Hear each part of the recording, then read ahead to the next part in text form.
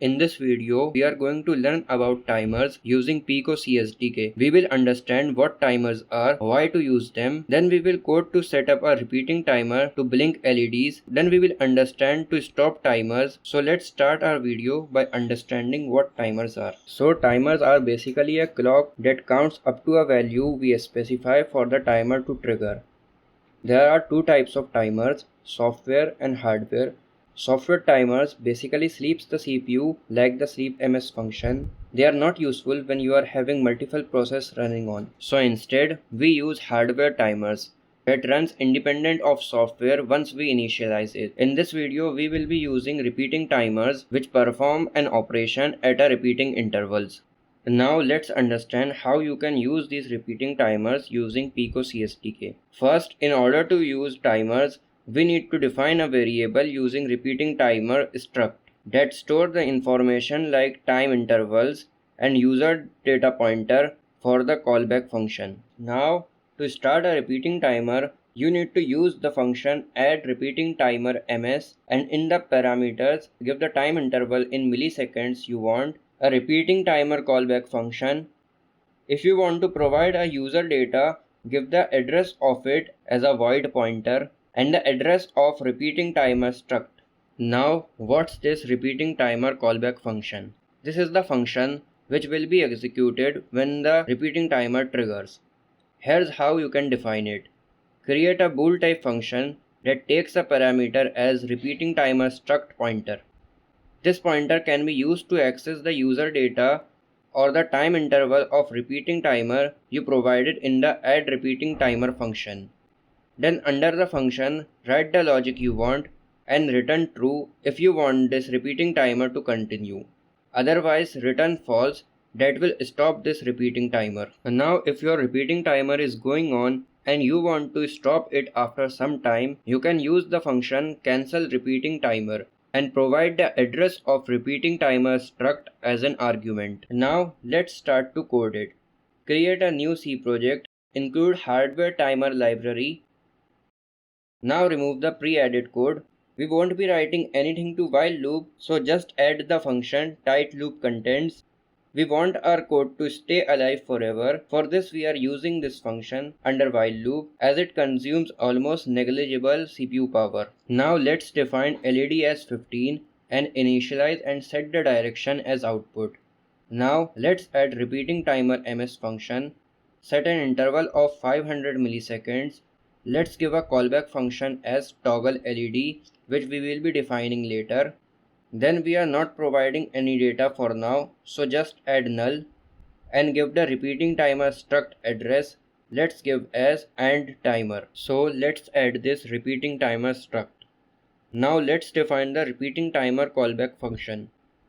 First, let's define a static bool variable as LED state to be false. The static keyword initializes only once in the program and remembers its assigned value within the function scope. Then we will be toggling the LED state and use GPIO put to LED as the LED state, and lastly repeat true for the timer to repeat. Now for this we are going to use the circuit we built in GPIO video. Let's compile and flash the code. Now you can see our LED is toggling at every 500 milliseconds. Now let's add another LED, redefine timer as timer 1 and also add timer 2. Now we are having different LEDs, so we need to provide the LED pin number as a user data to callback function. First remove the define macro and create a constant uint of LED1 as 15. Now we need to pass it as void pointer, so we need to first convert u into uint pointer and then to void pointer. Similarly, in the callback function, we will convert void pointer back to uint and then to uint. Now let's define constant LED2 as 14 and initialize and set direction as output. Then add a repeating timer for it of 300 milliseconds. Now let's compile and flash the code. Now you can see our both LEDs are toggling, but it does not seem consistent as 500 and 300 milliseconds. This is because the same static variable is applying to both the LEDs.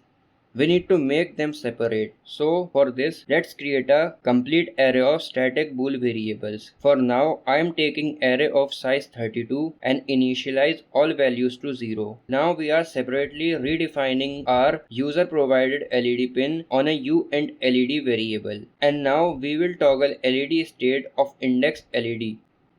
And finally, set GPIO state of LED and LED state array at index LED. Now let's compile and flash the code. Now you can see our LEDs are toggling consistently at 500 and 300 milliseconds intervals.